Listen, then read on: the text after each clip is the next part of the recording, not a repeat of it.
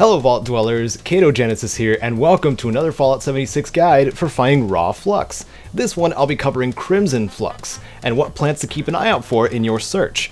If you're curious about how to make pure flux, give the general flux guide a look too, linked below, as it covers all you need to know on the crafting side. Raw Crimson Flux is found in areas where a nuke has been dropped, so let's get into the plants you'll want to seek out. ASTER is the first on this list, and can be identified as a small, dark, multi-petaled flower, which is somewhat difficult to find in its normal areas, most of which I had found in the forest and the Savage Divide or mountainous regions. After a nuke is dropped nearby, the ASTER turns into red-hot bloom, making the entire plant much brighter and easier to detect, and the petals bright red, or red-hot in this case. The next one we have is BLIGHT. This is an ash heap exclusive plant, a fungus that grows on trees, logs, and stumps here. Normally its color scheme is a dark gray and yellow, but when the ash heap is nuked it turns into bright BLIGHT and does not betray the name. It's not just a strong red, but a glowing red. Because of the stark contrast and placement of the bright BLIGHT, it is actually one of the easiest to spot too. Brain fungus is next, and it's found in areas that are damp or once had water, so you'll be finding it in areas like the mire and cranberry bog.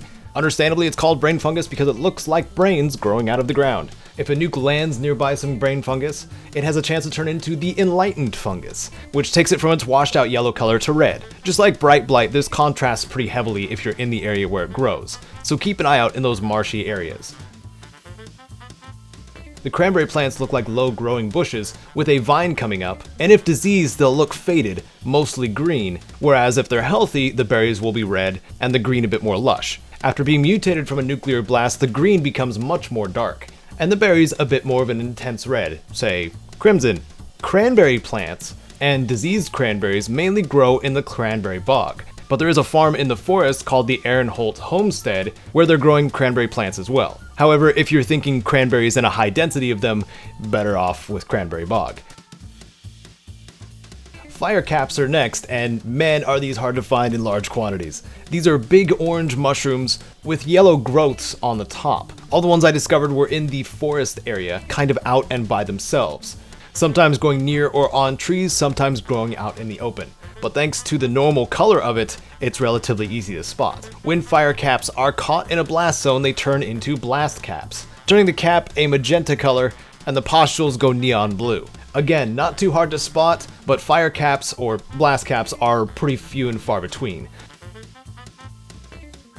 I also wanted to make mention of the Mothman eggs, but because of the safe zone in the forest covering most of Point Pleasant, it's actually not possible to nuke the area where the Mothman eggs are in the highest density. But I figured it's worth noting that Mothman eggs are supposed to give you Crimson Flux when they're mutated, just in case we find them elsewhere.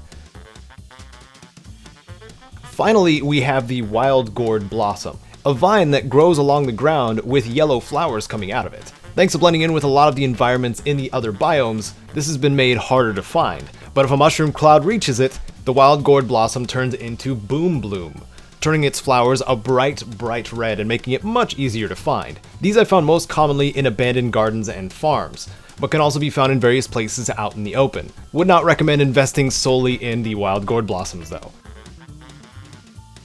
When it comes to looking for it, the ash heap is by far where you'll find the highest quantity of Crimson Flux, simply from all the bright BLIGHT growing on trees there. The Welch area on the southwest side of the ash heap is chock full of the stuff. If you're looking for crimson and violet, take a trip to the cranberry bog instead, where the flora of its namesake, cranberries, will give you Crimson Flux, alongside enlightened fungus found in the trenches. These two areas, Welch in the ash heap and basically anywhere in cranberry bog, are the two areas I found Crimson Flux in large quantities. After gathering the raw flux you need, do keep in mind that you do need to stabilize it if you plan on using it to craft. I cover that in the general flux guide mentioned earlier, so please give it a look if you'd like to learn more. There are no doubt other places in which you can find Crimson Flux, so I'm curious as to where you'd like to harvest yours. Share that knowledge, leave a comment.